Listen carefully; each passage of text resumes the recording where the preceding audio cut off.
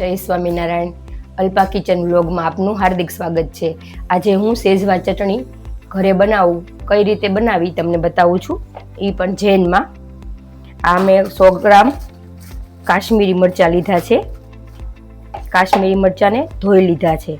હવે એમને મેં ડૂબોડો પાણીમાં 4 કલાક માટે પલાળી દઉં છું. એકદમ ડૂબોડું પાણી રાખી દેવાનું.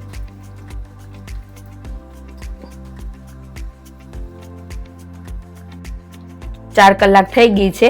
હવે મરચાંને પલાળેલા હતા એને મેં એમાંથી બધાય ધોઈને બીયા બધાય કાઢીને સાફ કરી નાખ્યા છે. હવે એને મિક્સર જારમાં ક્રશ કરી નાખશું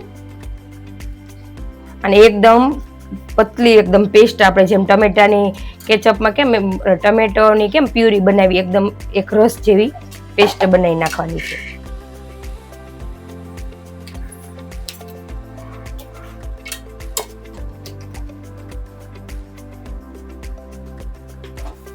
હવે ગેસની ફ્લેમ શરૂ કરવાની છે.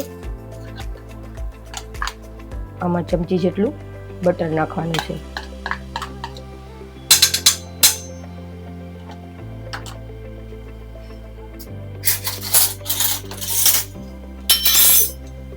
બટર સેજ ગરમ થઈ જાય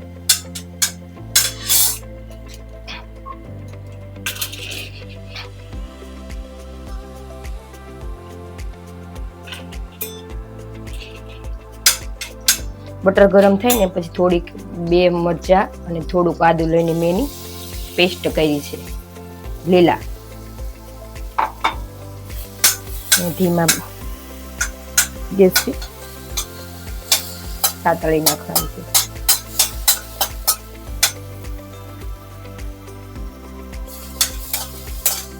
હવે આદુ મરચી કૂતળાઈ ગઈ છે. હવે આપણે જે મરચાંની પેસ્ટ કરી હતી ને, પેસ્ટની અંદર એક આ બાઉલ થયું છે, એકદમ પેસ્ટ જો થઈ ગઈ છે એકદમ મસ્ત. એની અંદર પેસ્ટ નાખી દેવાની છે.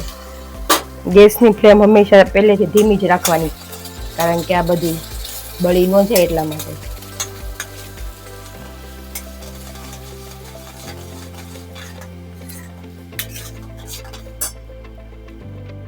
બાઉલની અંદર થોડુંક પાણી ઉમેરી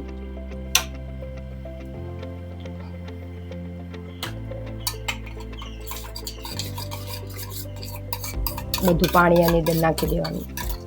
પાણી હોય તો પાણી થોડુંક નાખીએ એટલે થોડુંક કડક છે તો થોડુંક ઢીલી થઈ જાય.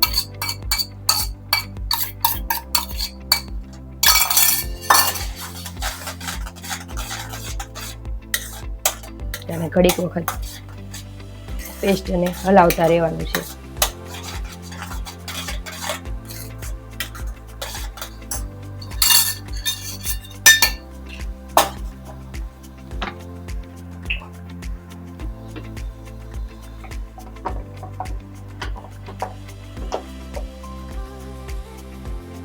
પછી જેટલી પેસ્ટ લીધી છે એટલો ટમેટો કેચઅપ નાખવાનો છે એની અંદર.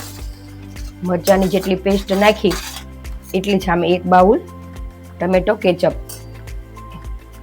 ટમેટો કેચઅપ ગળ્યો નથી લેવાનો, ખાટો જ લેવાનો છે. ઘણામાં વિનેગાર નાખે છે, વિનેગાર શરીરમાં નડે એટલે વિનેગાર હું નથી નાખતી, ટમેટો કેચઅપ નાખું છું.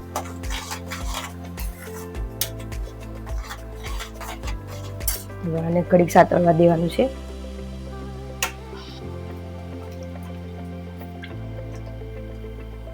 બાઉલ ધોઈને પાણી અંદર થોડુંક નાખી દઉં છું.